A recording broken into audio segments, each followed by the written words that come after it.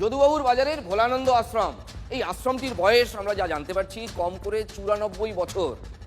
যিনি আশ্রম দেখভালের দায়িত্বে সেই বিষ্ণু মহারাজ বলছেন, প্রকাশ্যে বলছেন যে সিপিএম এর আমলে কোনোদিন এমন ঘটনা হয়নি যা আজ তৃণমূলের আমলে হলো। বাড়ি থেকে যদি জিনিস চুরি যায় আপনারা থানায় ডায়েরি করুন এবং এই সব ভেতরে বসে আপনাদের বাড়িতে দুপুরবেলা যাচ্ছে, বাড়িতে শুধু মহিলারা আছে। এরা কিসের সাধু?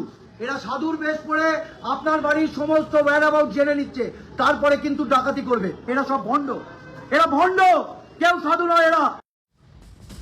আচ্ছা, কেউ যদি সাধু না হয়, সাধু না হয়ে কেউ যদি সাধু বেশে ঘুরে বেড়ায় কোনো অপকর্ম করার উদ্দেশ্য নিয়ে, তাহলে কাউন্সিলর তো পুলিশ ডাকলেই পারতেন, পুলিশ তদন্ত করে দেখতে পারতো। নিজেই পুলিশের ভূমিকায় নেমে পড়লেন কেন?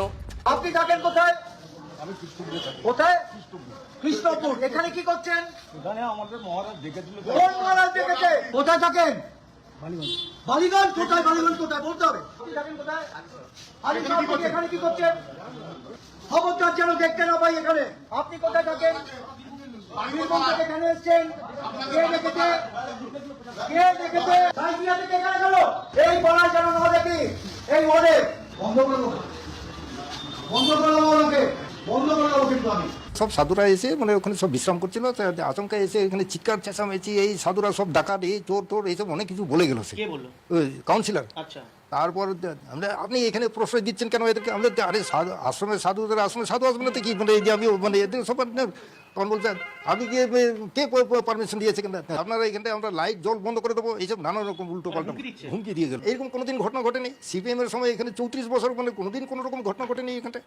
এই টিএমসির আমলে এইটা ঘটনাটা ঘটে। একটা সাধু একদম মানে রাস্তা বেরোলে তাকে মারবেন? সাধুরা কি এমন অপরাধ করেছে? তারা সনাতন ধর্মের এইটা নিয়েও প্রসার করতে এসেছে। এখানে আসবে না, এখানে ঢুকলে তোমাদের আর যেন কালকে দেখতে না পাই, হ্যাঁ তাহলে তোমাদের আর ফিরে যেতে হবে না। আর কাল থেকে যদি আসবে কুপিয়ে দেবো। আমরা সত্যি কথা বলছি তো।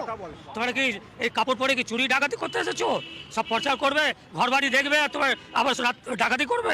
হ্যাঁ, এখানে পালাও, নাহলে দেখতে পেলে গলা কেটে দেবো। আমরা চোর, আমরা ডাকাত, আমরা এইসব। আর ওইখানকার যিনি অধ্যক্ষ বিষ্ণু মহারাজকে হুমকি দিয়েছে, আপনি বিকেল 5টার মধ্যে চক্রবেড়া দেখা করবে, নাহলে আপনার লাইট এবং জল কেটে দেবো। আপনাদের কি মারধর করেছে? একজনকে মেরেছে। আমাকে মেরেছে বাবা। হ্যাঁ, এই যে বাবা গলায় মেরেছে, ঘাড় ধরেছে। সে ব্যক্তির নাম আমি জানি না, ইনি সঙ্গে ছিল, ঠিক আছে। আর দোষ হচ্ছে আমার এইটা সনাতন প্রচার করছি বলে।